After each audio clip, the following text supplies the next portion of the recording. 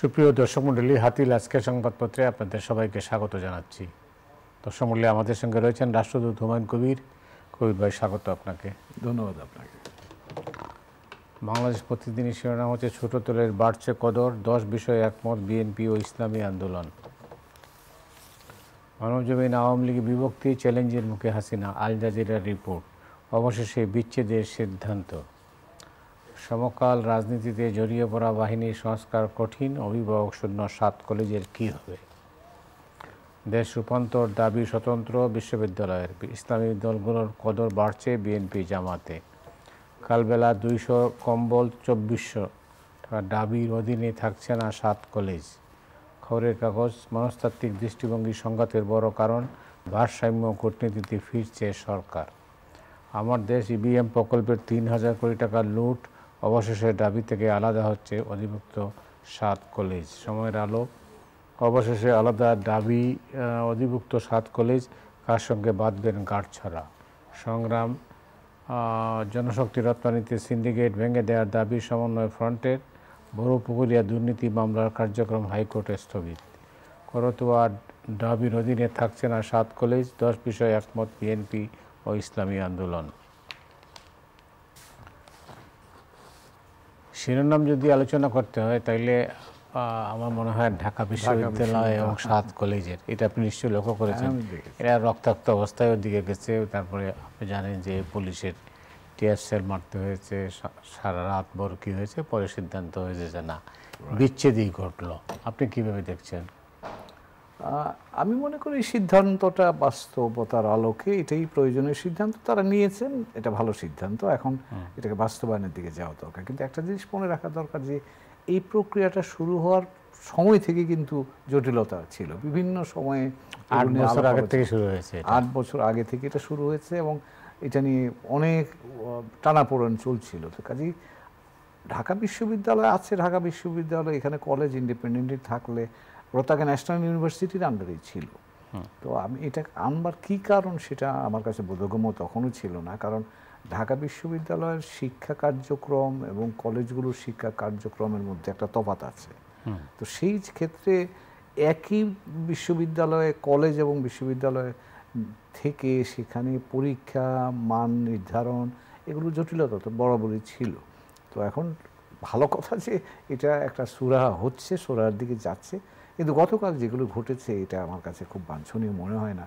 একজন উপাচার্যের কথিত অসদাচরণ বা তার মনোভূত না হওয়ায় তার এইভাবে রাস্তায় নেমে যাওয়া, এখানে এটাও আমাদের মনে রাখতে হবে। কিন্তু এখন বাংলাদেশে এই যে মুক্ত বাতাবরণে সকলেই কিন্তু শক্তি প্রয়োগের মধ্য দিয়েই তাদের দাবি দেওয়া সবাই স্বাধীন আর কি। এবং এটা কিন্তু আমি মনে করি যে এটা হ্যাঁ যুক্তি আছে যে তাদের বক্তব্য বা তাদের দাবি আছে, কিন্তু এই প্রক্রিয়াটা আমার কাছে মনে হয় যে এখন বোধহয় এটা নিয়ে আরেকটু চিন্তার সুযোগ আছে। আবার দেখলাম অন্য আরেকটা মাদ্রাসা গ্রুপও আজকে বড় ধরনের তারা বসে থাকবেন, যাবেন না ইত্যাদি। এখন কথা হলো সকলেই যদি রাস্তায় এসে সিদ্ধান্ত নিতে চান তাহলে কিন্তু এটা অরাজকতার একটা রেসিপি হয়ে যায়। তো আমি সকলকে অনুরোধ করব, আন্দোলনের শহর হয়ে গেছে এবং এটা প্রতিদিনই একটা না আন্দোলন, এবং এটা কিন্তু এটা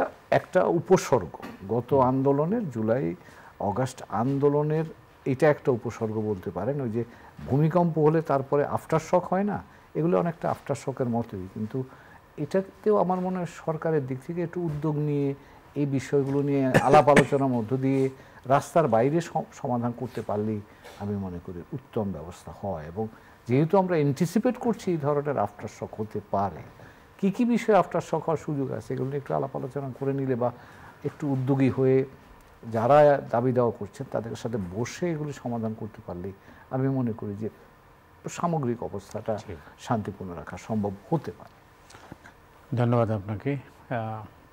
মার্কিন যুক্তরাষ্ট্রে ডোনাল্ড ট্রাম্প আসার পরে অনেকগুলো সিদ্ধান্ত এত তাড়াতাড়ি হয়েছে যে কারণে এটা কোনটা যে কখন কোথায় কীভাবে হিট করতেছে সেটা বোঝা মুশকিল।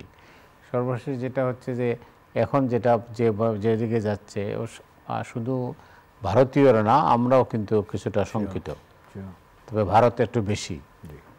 তো এই পরিবর্তনগুলোর দিকে আপনি নিশ্চয়ই নজর রাখছেন, কিছুটা। একটু আমাদের দর্শকদের জন্য যদি একটু বলেন। প্রেসিডেন্ট ট্রাম্প কিন্তু তার নির্বাচনকালীন সময়েতেই তিনি বলছিলেন অনেকগুলো তিনি উদ্যোগ নেবেন। তখন মনে হয়েছিল যে এটা ঠিক আছে, এটা নির্বাচনী প্রচারণা, নির্বাচনী তার সমর্থক গ্রুপকে সন্তুষ্ট রাখবার জন্যে। কিন্তু এখন মনে হচ্ছে যে তিনি বেশ প্রস্তুত হয়ে এসছেন, কারণ প্রথম দিনই যে তিনি প্রায় 100-র মতো এক্সিকিউটিভ অর্ডার সই করলেন, তার মধ্যে বেশিরভাগই কিন্তু তার অভ্যন্তরীণ রাজনৈতিক ব্যবস্থা বা তার অভ্যন্তরীণ মনোযোগেরই ফসল। কিন্তু বিষয়গুলো অভ্যন্তরীণ হলো, যেমন ধরুন এই যে মাইগ্রেশন, ইমিগ্রেন্টদের বিরুদ্ধে, যে ইলিগাল ইমিগ্রেন্টদের বিরুদ্ধে তার যে উদ্যোগ, এটা বেসিক্যালি তার পলিটিক্যাল এজেন্ডার অংশ, অভ্যন্তরীণ পলিটিক্যাল এজেন্ডা, যেটা 2016 সালেও ছিল, এবারও তিনি করছেন। কিন্তু এর ফলে যেটা হয়েছে, পৃথিবীর 160টা দেশের মানুষ মার্কিন যুক্তরাষ্ট্রে আছে, এবং তার মধ্যে বলা হয়ে থাকে 12 থেকে 20 মিলিয়ন, প্রায় 1.5 কোটি থেকে 2 কোটি মানুষ অনিবন্ধিত, আমি এটাকে যদি এইভাবে রেজিস্টার্ড না, রেকর্ডেড না বা রেজিস্টার্ড হন। এখন এই মানুষগুলো পৃথিবীর বিভিন্ন দেশ থেকে এসছে। এখন আজকে যেটা দেখলাম, এটা সত্যি ভয়াবহ। তাদের যে আইস যেটাকে বলা হয়, ইমিগ্রেশন অ্যান্ড কাস্টম এনফোর্সমেন্ট, তারপরে জাস্টিস ডিপার্টমেন্টের টেফ আছে, ডিই আছে, বিভিন্ন ধরনের সংস্থাগুলো যারা আছে, তাদের প্রত্যেকেই কোটা দিয়ে দেওয়া হয়েছে যে প্রতিদিন তোমরা এতজন লোককে ধরতে হবে এবং ধরে ফেরত পাঠাতে হবে। তো এখন এটা হচ্ছে, তার মধ্যে মার্কিন যুক্তরাষ্ট্রে পার্টিকুলারলি অভিবাসীদের মহলে এটা একটা আতঙ্ক তৈরি হয়েছে। এটা গেল একটা। আজকে গতকাল, এবং আমি বলবো যে গতকাল যে ঘটনাটা ঘটেছে, সেটা হচ্ছে মেক্সিকো এবং কলম্বিয়াতে তিনি সামরিক বিমানে করে এই ধরনের অধিবাসীরা যারা আছে, যাদেরকে বের করে দিচ্ছে, ফেরত পাঠাচ্ছিলেন। কলম্বিয়া কিন্তু প্রতিরোধ করেছে। কলম্বিয়া বলেছে আমি নেব না। তারপরে ট্রাম্প প্রশাসন 25% শুল্ক আরোপ করার ভয় দেখানোর পরে কম্প্রোমাইজড হয়েছে। কলম্বিয়ার প্রেসিডেন্ট বলছে যে সামরিক বিমানে আমি নেব না, তাদের সিভিলিয়ান প্লেনে পাঠাও, কিন্তু সিভিলিয়ান প্লেনে। তাতে রাজি হয়েছে, এবং ট্রাম্পের জন্য জয় হয়েছে যে তার চাপটা কলম্বিয়া গ্রহণ করেছে, আর কলম্বিয়ার এই অনুরোধটা ট্রাম্প প্রশাসন রেখেছেন। এর মধ্যে দিয়ে এই ট্যারিফটাও আর দিতে হলো না, এখন মোটামুটি আর লোকগুলোকে পাঠানো। এই ধরনের সিচুয়েশন তো এর আগে কখনো হয়নি না। তবে একটা জিনিস, মার্কিন যুক্তরাষ্ট্র কিন্তু বেআইনি যারা আছে, অনিবন্ধিত মানুষ, তাদেরকে বিভিন্ন দেশে কিন্তু পাঠায়, মোর দেন 100,000 পার ইয়ার, কিন্তু এগুলো কোয়াইটলি পাঠানো হয়। ট্রাম্প সাহেব যেটা করছেন, এটাকে রাজনীতিকরণ করছেন। এবং আজকে CNN-এর রিপোর্ট দেখছিলাম, যারাই অ্যাকশানে যাচ্ছে, অপারেশন যাচ্ছে, তাদেরকে বলা হচ্ছে তোমরা পোশাক পরে যাও, আবার এটা ভিডিও করছে। মানে অর্থাৎ মার্কিন যুক্তরাষ্ট্রের অভ্যন্তরে ট্রাম্পের সমর্থক গোষ্ঠীকে উজ্জীবিত রাখবার জন্যে তিনি দেখাচ্ছেন যে দেখো কীরকম অ্যাকশানে আমি যাচ্ছি। এটা তারা পছন্দ করছে, 83% সাপোর্ট করছে এটাকে। কাজে সেখানে ট্রাম্প সাহেব উজ্জীবিত হচ্ছেন। কিন্তু এর ফলে যে প্রতিক্রিয়াটা হচ্ছে, মেক্সিকো মার্কিন যুক্তরাষ্ট্রের 1 নম্বর বাণিজ্য অংশীদার, তার নিকট প্রতিবেশী, ব্রাজিল ওই অঞ্চলের সবচেয়ে বড় দেশ, কলম্বিয়া আরেকটা বড় দেশ, 50 বছর ধরে মার্কিন যুক্তরাষ্ট্রের বন্ধু, এগুলি বন্ধু দেশকে উনি খেপিয়ে ফেলছেন, এবং তারা কিন্তু সকলেই প্রতিবাদ করছে। প্রতিদিন এমন ছোট ছোট মুহূর্তগুলো তৈরি করে জীবনের গল্প। Hatil, live and relive. যে এইভাবে আমরা মানুষজনকে আমরা নেব না, এটা অসম্মানজনক। সত্যি সত্যি তো তাই। তো কাজে এই ভারতের কথা, আমাদের ঘরের পাশে ভারত অবস্থা বুঝে প্রথমেই বলে দিয়েছে ট্রাম্প প্রশাসনকে, 18,000 অনিবন্ধিত যারা আছে তাদেরকে আমরা নিয়ে নেব।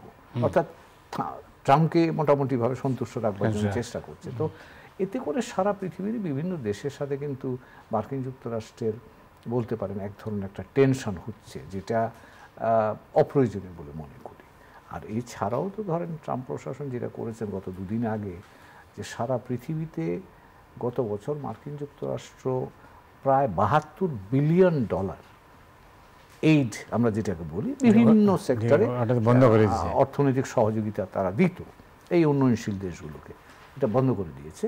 ইসরায়েল এবং ইজিপ্টের জন্য সামরিক সহযোগিতার জায়গাটা রেখেছে, আর জরুরি খাদ্য সরবরাহের জায়গাটা রেখেছে, যার ফলে আমরা একটু রেহাই পেয়েছি।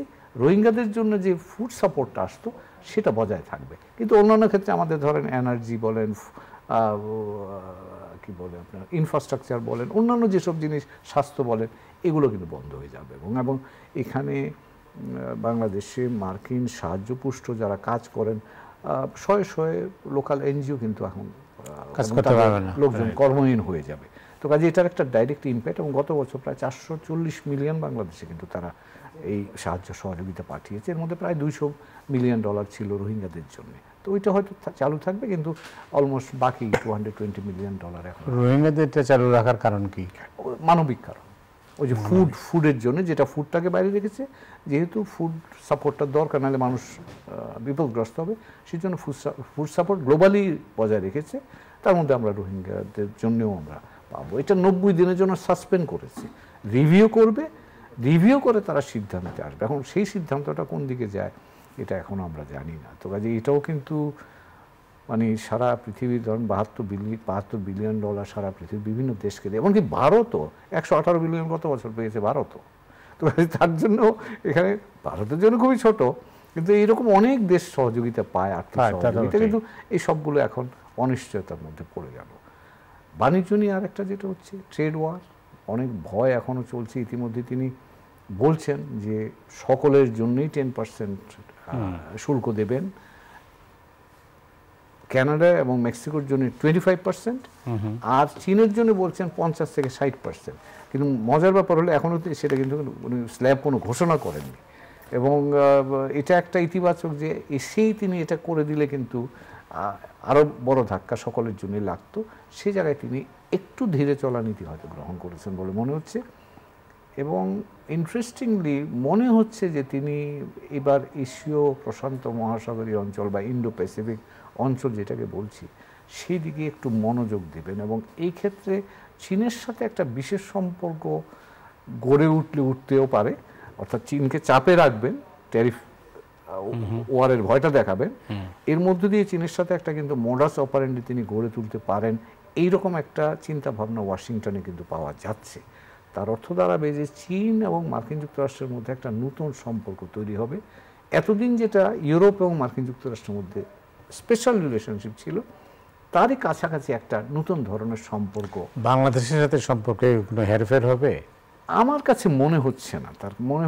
তার কারণটা হলো কয়েকটা। একটা হচ্ছে যে বাংলাদেশে ধরেন এখন গণতান্ত্রিক অভিযাত্রার জন্য আমরা যে কাজগুলো করছি, সংস্কার, নির্বাচন, এগুলো, এটাতে মার্কিন যুক্তরাষ্ট্রের অবস্থার কোনো পরিবর্তনে কোনো যুক্তিসঙ্গত কারণ নাই। কারণ এটা জাতীয়ভাবে মার্কিন যুক্তরাষ্ট্র বৈশ্বিকভাবে এই বিষয়গুলো চায়, একটা গণতান্ত্রিক ব্যবস্থা, নির্বাচন প্রক্রিয়া, এটা। দ্বিতীয় যেটা আছে যে আমাদের এখন অর্থনৈতিক সহযোগিতাটা, অর্থনীতি যা চাপে আছে, সেক্ষেত্রে কিন্তু মার্কিন যুক্তরাষ্ট্রের সহযোগিতা আমাদের দরকার। এবং সেই ক্ষেত্রে আমার মনে হয় না মার্কিন যুক্তরাষ্ট্র সেটা এই বর্তমান অবস্থা থেকে সরবে। তারা যেখানে আছে সেখানেই থাকবে। এবং গত পরশুদিনই আপনি হয়তো দেখেছেন নিশ্চয়ই যে আমরা একটা বড় ধরনের এলএনজি ডিল মার্কিন যুক্তরাষ্ট্রের সাথে সই করেছি। এটা নিয়ে নানা কথাবার্তা হচ্ছে, কিন্তু সোজা কথা, আমরা মার্কিন যুক্তরাষ্ট্রের সাথে আমাদের অর্থনৈতিক সম্পর্ক আগামী দিনের জোরদার হওয়ার নমুনা বা ইঙ্গিতটাই মিলছে। তো মার্কিন যুক্তরাষ্ট্র তার সুবিধাটাকে সে কেন ছাড়বে? আর এবং বাংলাদেশে বিনিয়োগের তো প্রচুর জায়গা আছে। এখন যদি আমাদের এখানে সংস্কার প্রক্রিয়াটা সফল হয়, অ্যাকাউন্টেবিলিটি বাড়ে, বিজনেস এনভায়রনমেন্টটা আরও বেশি ফেভারেবল হয়, তাতে করে কিন্তু মার্কিন যুক্তরাষ্ট্র বেনিফিশিয়ারি হবে। তো কাজেই তারা কেন বাংলাদেশে তাদের অবস্থান পরিবর্তন করতে যাবে? মানবাধিকার নিয়ে তারা কথা বলবে।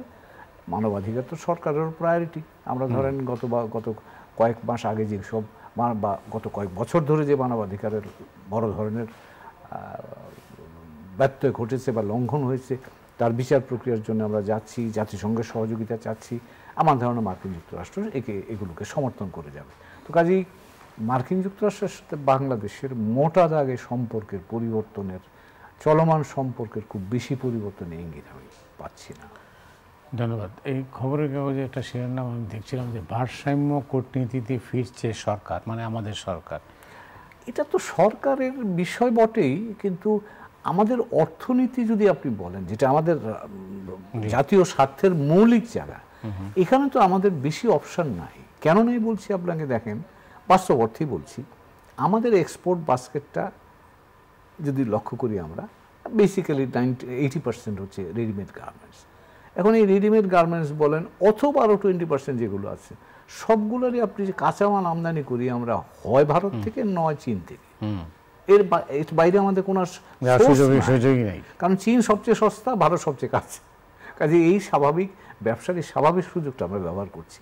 এখানে বাংলাদেশে এনে আমরা এর মধ্যে মূল্য সংযোজন করে আমরা এটা রফতানি করি মার্কিন যুক্তরাষ্ট্রে, নয়তো জাপানে, নয়তো ইউরোপিয়ান ইউনিয়নে। এখন আপনি আমাকে বলেন এই ভ্যালু চেইন আপনি যদি বজায় না রাখেন তো আপনার তো ব্যবসা বাণিজ্য ক্ষতিগ্রস্ত হবে, দেশের অর্থনীতি ক্ষতিগ্রস্ত হবে। তো পররাষ্ট্র নীতি তো জাতীয় স্বার্থের জন্যই নিবেদিত। তো কাজে সেই ক্ষেত্রে আমার এই ভারসাম্যটা আমার অর্থনীতি বা জাতীয় মৌলিক স্বার্থই আমাকে বলে দিচ্ছে আমি কোন দিকে যেতে হবে। তো কাজে এটা যেটা বলছেন, আমার ধারণা বাংলাদেশে এখন আমরা যে জায়গায় আছি অথবা আগামী দিনে যে জায়গায় যাব, এই ভারসাম্যের বাইরে যাওয়া অন্তত ফোরসিয়েবল ফিউচার আমার কাছে মনে হচ্ছে না।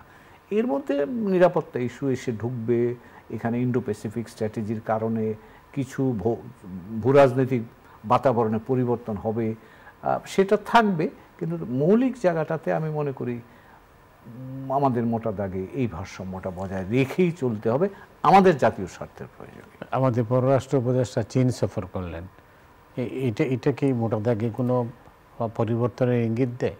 পরিবর্তন আমি বলবো যে এটার দুইভাবে আমি দেখি। একটা হচ্ছে যে এখনকার সরকারটা তো ইন্টারিম গভর্নমেন্ট মানেই বাই ডেফিনেশন স্বল্প সময়ের জন্য একটা আপৎকালীন সরকার, সেটাই আমি স্বল্পকালীনই বলছি। এখন ধরেন স্বল্পকালীন সরকারের সাথে যদি কেউ সম্পর্ক উন্নয়নের জন্য আগ্রহ দেখায় তা আমরা স্বাভাবিকভাবেই সে জায়গায় রেসপন্ড করব। তো চীনারা আগ্রহ দেখিয়েছে, সে জায়গায় তারা রেসপন্স পেয়েছে।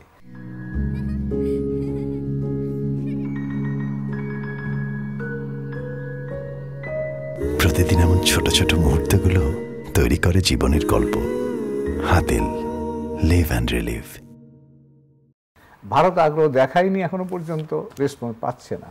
মার্কিন যুক্তরাষ্ট্রের সাথে তারা আগ্রহ দেখাচ্ছে, আমরা রেসপন্ড করছি। তো কাজেই এখানে কাইন্ড অফ আপনি বলতে পারেন ইনিশিয়েটিভ চাইনিজরা নিয়েছে, আমরা সে রেসপন্ড করেছি।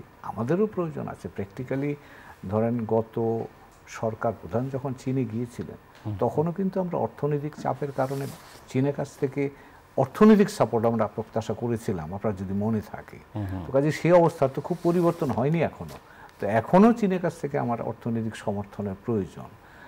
আমরা এখন নতুন কিছু উপাদান যোগ হয়েছে আমাদের প্রয়োজনে, সে ব্যাপারেও চীন আমাদের সহযোগিতা কথা বা সমর্থন দিচ্ছে। চলমান কিছু প্রকল্প আছে যেগুলো শেষ করা দরকার, কারণ at the end of the day টাকা তো আমাকে পে করতে হবে। তার জন্য প্রকল্প যত তাড়াতাড়ি শেষ করতে পারবো তার থেকে রিটার্ন তত তাড়াতাড়ি আসবে। তো এই কম্পালশনগুলো তো আমাদের আছে। সেই আলোকে আমি মনে করি যে অর্থনৈতিক দিক থেকে দেখলে এটা প্রয়োজনীয় ছিল। অনেকে এটাকে বলবেন যে তাহলে কি আমরা বেশি ঝুঁকে গেলাম। হ্যাঁ, সে প্রশ্ন আসতেই পারে, কিন্তু এই মুহূর্তে তো আমার আর কেউ আমাকে সে আগ্রহ নিয়ে ডাকছে না। আমি সেই অপশন নেই, সেই জায়গায় আমি বলবো যে এই বেনিফিটটা বোধহয় দেওয়া দরকার এবং সরকারকে আমি সেটা দিতে চাই। সমকালের শিরোনাম হচ্ছে রূপপুর পরমাণু বিদ্যুৎ কেন্দ্র নানা অনিশ্চয়তায়। আপনি তো জানেন এটা? সেটা তো জানি। সেটাতে এক হচ্ছে যে ইউক্রেন যুদ্ধের পরে রাশিয়ার উপর স্যাংশন, তখন প্রথম জটিলতা আমরা পড়লাম। সরকার পরিবর্তন সেটা আরেকটা। তার তৎপরবর্তীতে দুর্নীতির বিষয়ে নানান মানে ব্রিটিশ পলিটিশিয়ানদেরকে সংশ্লিষ্ট করে নানান দুর্নীতির আয়োজন। তো কাজেই এই ধরনের 3-4 ধরনের ধাক্কার কারণে এটা আমরা ক্ষতিগ্রস্ত হচ্ছি। কিন্তু $13 বিলিয়ন লোন তো আমরা নিয়েছি ভাই, এই লোন তো আমাকে রিটার্ন দিতে হবে। তো কাজে এটা যত দ্রুত উৎপাদনে আসে, যত আমরা প্রোডাক্টিভ কাজে এটাকে লাগাতে পারি, ততই আমাদের মঙ্গল। কিন্তু যে নমুনা এখন দেখছি তাতে বললাম তো 3টা ধাক্কা আমাদের এসছে। তার আগে কোভিডও ছিল একটা। তো এই সাম্প্রতিক 3টা ধাক্কার ফলে কিন্তু এই জায়গাটা প্রকল্প বাস্তবায়ন বা সময়কালটা একটু বেড়ে যাওয়ার একটা আশঙ্কা থাকছে। এই ধরনের প্রকল্প নেওয়ার কোনো প্রয়োজন ছিল কি? এটাও তো মানে এখন অনেক জটিল প্রশ্ন। ধরেন যে প্রকল্প যে মূল্যে আমরা করছি এবং তাতে করে যে উৎপাদন আসবে সেটার কস্ট বেনিফিট করলে অনেকেই প্রশ্ন করে 2400 মেগাওয়াট আমরা নেব, $13 বিলিয়ন ইনভেস্টমেন্ট। এখন এটা কি worth so much of investment or not? এখন এখানে তো অন্যান্য আমি বলবো যে অর্থনৈতিক বিষয়গুলিও এখানে সংশ্লিষ্ট থাকতে পারে বলে অনেকদিন ধরে আলাপ আলোচনা হয়। ইদানিং তো আবার দেখলাম ইনভেস্টিগেশনও হচ্ছে, দেখা যাক কি। এই প্রকল্পের তো কোনো ভবিষ্যৎ কি, এটা খুব বলা ডিফিকাল্ট এখন। হয়তো প্রকল্প থাকবে, কিন্তু অতি মূল্যায়িত প্রকল্প হিসাবে তার খেসারতটা আমাদেরকেই দিতে হবে, জাতি হিসেবে দিতে হবে, কারণ এই পয়সা তো আমাকে পে করতে হবে অ্যাজ বাংলাদেশ। সেটা ঠিক, এটা আমাকে দিয়েই যেতে হবে। এখানে কে করলো না করলো সেটা তো আলটিমেটলি ফ্যাক্টর হবে। সরকার বদলাইলে কি হবে? আমাকে রাশিয়ার সাথে বাংলাদেশ সম্পর্ক আমাকে দিয়েই যেতে হবে। এবং আমরা যদি ধরেন, আমি একটা হাইপোথেটিক্যাল সিনারিও বলছি, আমাকে যদি ডলারে পে করতে হয়, আমি ধরেন এখন থেকে 5 বছর আগে যে টাকায় ডলার কিনতাম, ডলার অ্যাপ্রিসিয়েশন যত হবে আমার তত বেশি পরিমাণ পয়সা ওদেরকে দিতে হবে।